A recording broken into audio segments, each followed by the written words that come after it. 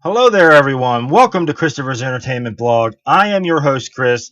Welcome to my Flash and Arrow crossover review video. This is for seasons 2 and 4. This is episode 8, and it is entitled Legends of Today, and the Arrow episode is entitled Legends of Yesterday. So, big crossover, guys. I really enjoyed this crossover, actually a little more than last year's. I really did like what they did with this. There was so much stuff happening. Normally, I do these videos separately for Flash and Arrow, but since they did a crossover, gigantic, big 2 hour crossover episode, it was basically one big episode, and the Flash's events go into the Arrow's events. So why not just do one giant video for both episodes, for both shows? So why not? Since I do both anyway. Um, yeah, I really enjoyed this episode, guys. We get to see the reveal of Vandal Savage, which is going to be. I think we all know that he's going to be the big bad villain in Legends of Tomorrow, the TV show. So um, his reveal was really cool. Seeing those knives, and you see how savage this guy is. That he killed everybody, and then he stabbed that like cop like once again to make sure that he was dead. And he has all these knives in the jacket. Very cool character. I like him already. He's got a very his look kind of reminds me of Vlad the Impaler. Um, like a Dracula type, vampire type look. I mean, I like his look, and he seems like a menacing villain.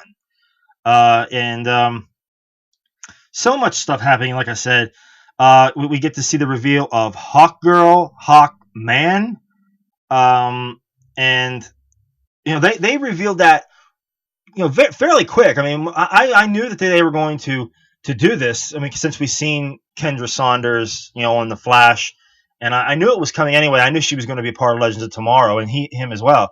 So they have everybody set up for this Legends of Tomorrow show now. I mean, they're all out there. Um, so, um, and everything that went on with uh, Hawkman and Hawkgirl, I liked. I liked their reveal. I like both of them as those characters. They work. Um, we have who else do we have in this? We had Merlin. Malcolm Merlin shows up. Um, and it's always great to see John Barrowman. The whole ending, though, like when he's scooping up the dust from Vandal Savage, um, I mean, he's always got an end game, so um, he's obviously up to something down the line. I mean, they got to bring Vandal Savage back. I was actually kind of surprised that they killed him. I mean, I was like, wow. I mean, I wasn't expecting him to die because I know that he was going to be a part of the Legends of Tomorrow show. So I was actually quite surprised that they killed him. I was like, wow. I mean, I thought he was supposed to be like this, like immortal bad guy. I think it would have been better instead of them showing Merlin scooping him up to maybe throw him in the Lazarus pit or something. I think it would have been cooler if they would have showed him like materializing back into form. I think that would have been so badass.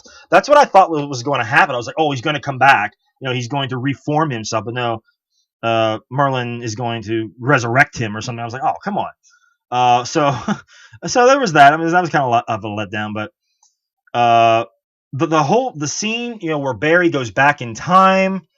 The scene before that where they actually died, and they showed like all that he throws down the staff and like sends out like this like shockwave or blast or whatever, and everyone's burning. You see Oliver burn up, and you see everybody else, all the team just burn up, and Barry's running away from this blast, and he goes back in time. That was a cool scene. I really enjoyed that.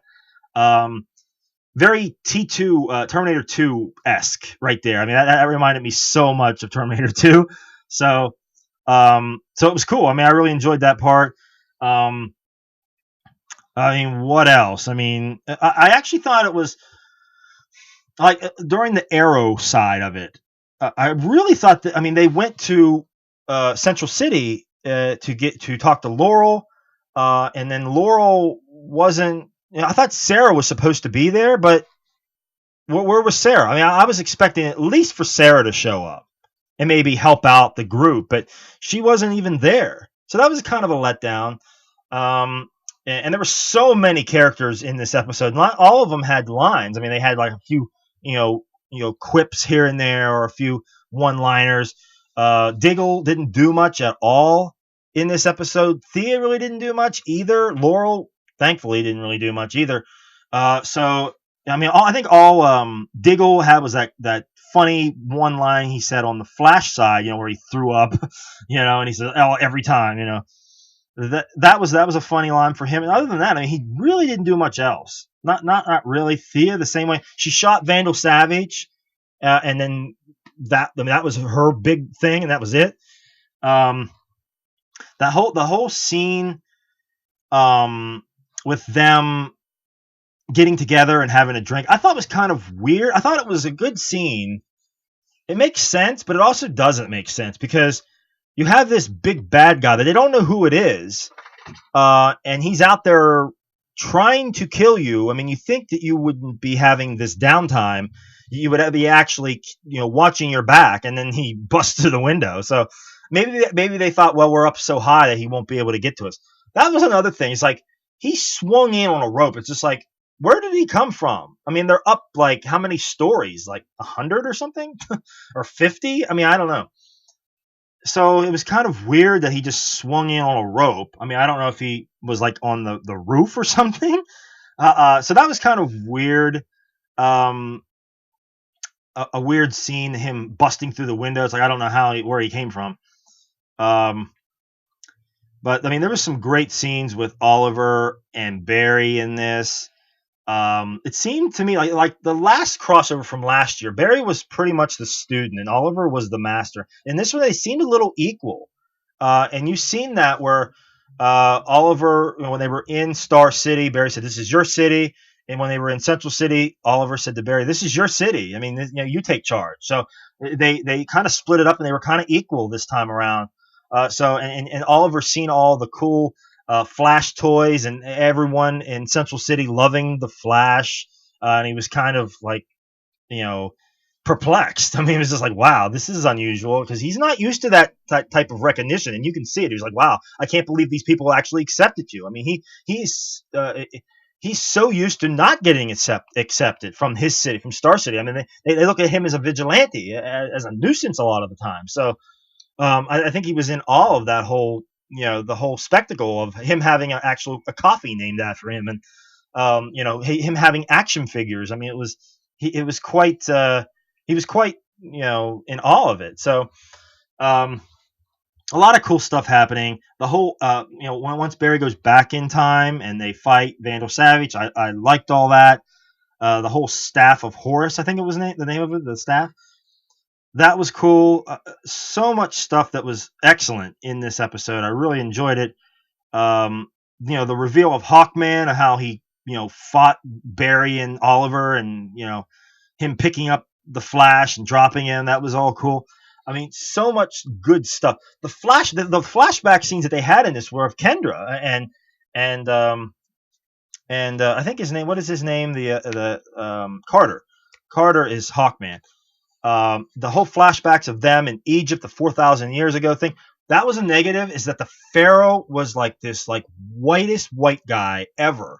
That threw me off because these guys are like Caucasian and you're in Egypt. Kendra actually, she's fine. She actually passes that quite well. But I was just like, come on, dude. Why is that Pharaoh like that threw me. That was a negative there. I wish they wouldn't have done that because that was so weird. But the other thing that I just thought of is the other negative in this was when they're all in the cabin and they get that Betamax tape, like the cassette tape or whatever, and they're like, oh, and then Felicity goes off camera and all of a sudden starts playing it. I'm like, what? And there's no player around. I mean, how are you playing that? I mean, there's no app, no way possible you can play that on a computer. I don't care who you are. You're not going to be able to play that without the actual device, the actual player to play Betamax tape.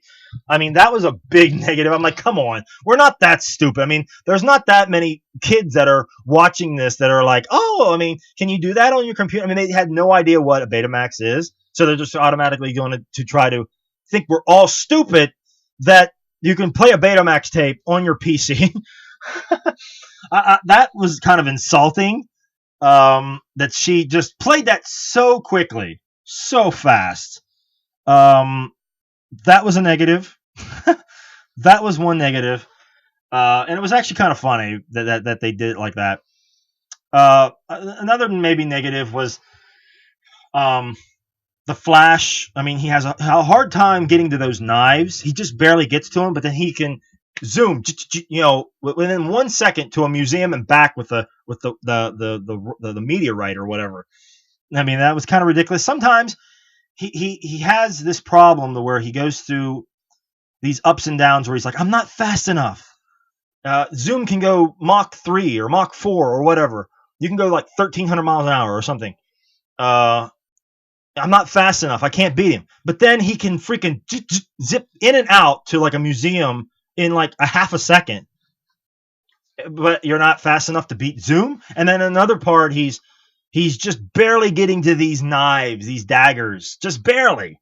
And then other scenes, he's stopping bullets. And it's just like some of the things with Barry is very inconsistent with his speed. Sometimes he's super fast. I mean, just like a blink of an eye, not even a blink of an eye. I mean, that's how fast he is. And in other scenes, he's just like, I can't do it. I can't run that fast. I mean, in other scenes, you're running up walls and running on water, and you're running back in time, for crying out loud. I mean, how fast do you got to run to go back in time? I don't think Zoom can do that. I mean, maybe he can. I mean, we haven't showcased it on the show that Zoom can go back in time, but I don't know. That is a negative for me. That it's kind of annoying that certain times he's super fast and other times he's not. It's just like, come on, get with it, people. But yeah, guys, a lot of cool stuff happening in this. Another thing, real quick, that I just thought of is Jay Garrick. The scenes with the two scenes with Garrick and Wells and Caitlin, and on the Arrow side, we saw Oliver's son. That we finally get to find out that he has a son.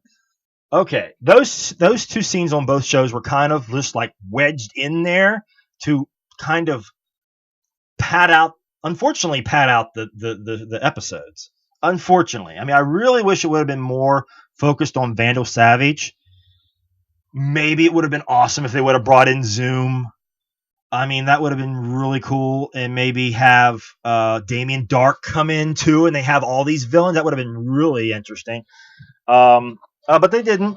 They decided to showcase the stuff with Harrison Wells and Caitlin and Garrick. Caitlin and Wells are trying to create this serum to help Barry go faster. And then Patty Spivot, man. I like Patty Spivot a lot. I think Barry and Patty are great together. I like her. I like the actress that plays her. And she's supposed to be like this super cool detective, pretty smart. She sees Harrison Wells. Somehow she gets into Star Labs. I don't know how she got in through security. I don't think she has a warrant or anything. I mean, she just goes on in there, and then she shoots Harrison Wells. It's just like bang. I mean, she thought the thing he had was a gun. I'm just like, okay, come on. That was a kind of a negative for me. I mean, I didn't really mind it too much, but I wish they wouldn't have done it that way. I mean, now it seems like Patty Spivot's going to figure out what's going on. She knows Joe's involved too. And then the whole thing with Jay Garrick then like vibrating his hand to go through the body. I mean, I guess that's in the comics or whatever, but and then he's always so negative. He's just like, don't use that again. Don't do this. Don't do that. I'm just like, okay. And then where is he going? It's just like, where did he come from? Where is he living? And these are all weird, like plot holes or plot devices. It's just like annoying at times. But I mean, it didn't seem like those scenes were totally necessary for the crossover. I wish they would have waited on those. And just like on the Arrow side, the him with the son. I like the scenes with him with the son. I'm glad that they finally touched on that because it's been hanging around for like a couple years now about his son, about his kid. And they finally did it on this crossover. I think last year's crossover they touched on a little bit too. So, well, in the whole other year, we finally get to see that he finds out he has a son and all that. And I think the stipulations that the mother put on him was ridiculous. I really do. I mean, I think it's stupid. Um, uh, but equally stupid is Oliver not telling Felicity. I think that's also equally stupid. I'm like, what's the big deal? I mean, well, what problem would it take? I mean, what problem would it do to tell Felicity? I mean, what's the big deal? I mean, I don't get it. So there's that. I wish they would have showcased that on another episode. I really do. And I hate that it was wedged into this episode because otherwise it was a very good episode. I really enjoyed it. So there was those two things, and a few other things that were negatives here and there. Um, the flashback things weren't the strongest ever. That they showed the 4,000 years ago stuff, the Egypt stuff, yeah. Um, so I mean, I think that's it, guys. I really do. I mean, I'm trying to think of something else, trying to figure out. I mean, Merlin. Yeah, I could say about Merlin. I mean, Merlin again is always mysterious. I mean, it was cool seeing him. I mean, it did seem like he was kind of wedged in there too. It's like, where did he come from and why was he there? I mean, so there was that. Um, but yeah, guys, overall it was really cool. Um, I really wish they would have showcased Sarah. It might have been too many people then, but I think Sarah would have been cool to be there to help out a little bit. Um, but overall, I really enjoyed the episode, this year's crossover, and I really wish they would do more of these. Like maybe another one or so, maybe twice a year would be cool.